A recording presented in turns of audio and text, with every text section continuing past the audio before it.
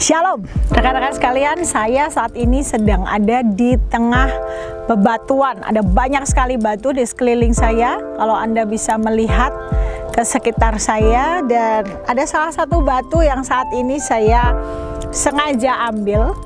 Kenapa? Karena saya mengingat akan ada satu pepatah begitu ya, yang mengatakan bahwa lempar batu sembunyi tangan.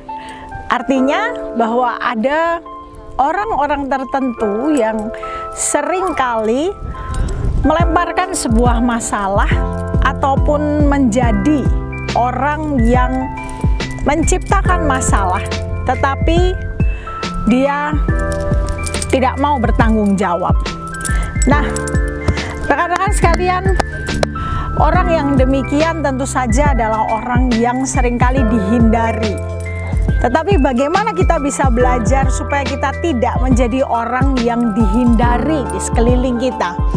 Tentu saja kita tidak ingin menjadi orang-orang di komunitas yang diabaikan, yang dihindari. Salah satunya adalah kalau kita menjadi pribadi yang suka menciptakan masalah tanpa ada solusi, atau kita suka mengkritik, atau kita suka melemparkan tanggung jawab kita pada orang lain, tapi kita lepas tangan.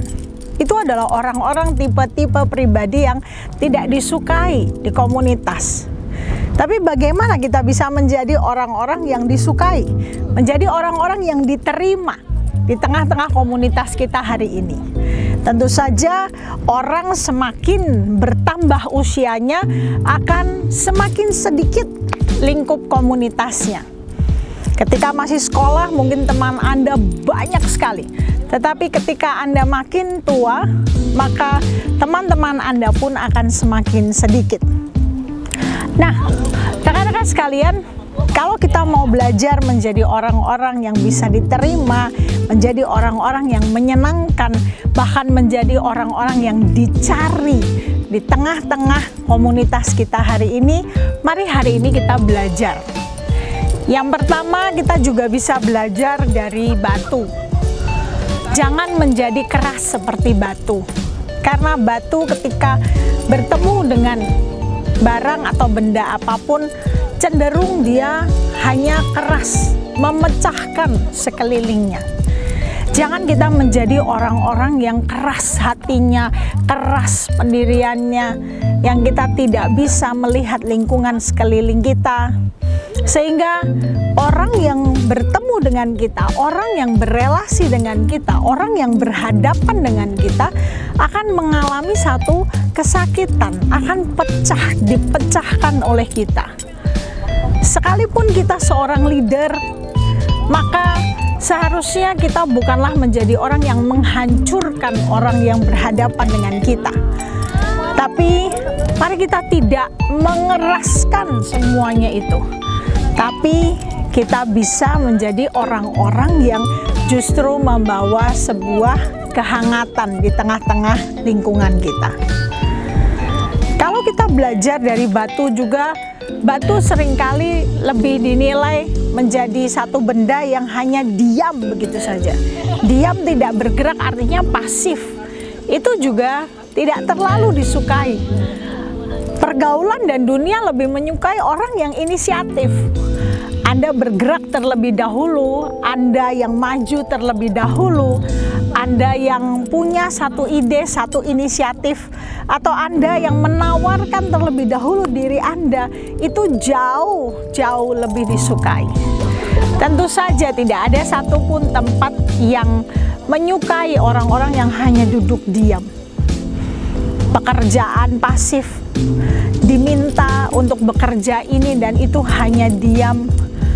Orang-orang demikian saya rasa agak susah untuk bisa mendapatkan satu penerimaan di tengah-tengah dunia hari ini. Dalam hal berelasi pun demikian. Orang cenderung mencari orang yang inisiatif. Orang cenderung mencari pribadi-pribadi yang mau terlebih dahulu menolong, bekerja, yang mau terlebih dahulu mengungkapkan pemikiran, perkataan, dan lain sebagainya. Karena itu jangan hanya diam saja. Nah, rekan-rekan sekalian, belajar dari batu, maka sebaiknya kita hindari menjadi pribadi-pribadi seperti batu.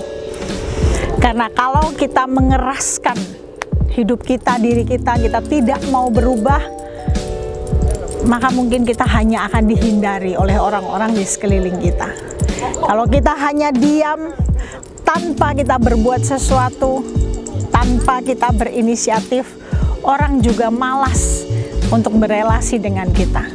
Percayalah, di tempat Anda bekerja, di tempat Anda berelasi, di tempat Anda hidup hari ini, jika Anda menjadi pribadi-pribadi yang membawa kehangatan, membawa satu kehidupan yang bersedia untuk selalu berinisiatif, maka Anda akan menjadi orang-orang yang dicari banyak oleh orang-orang di sekeliling Anda.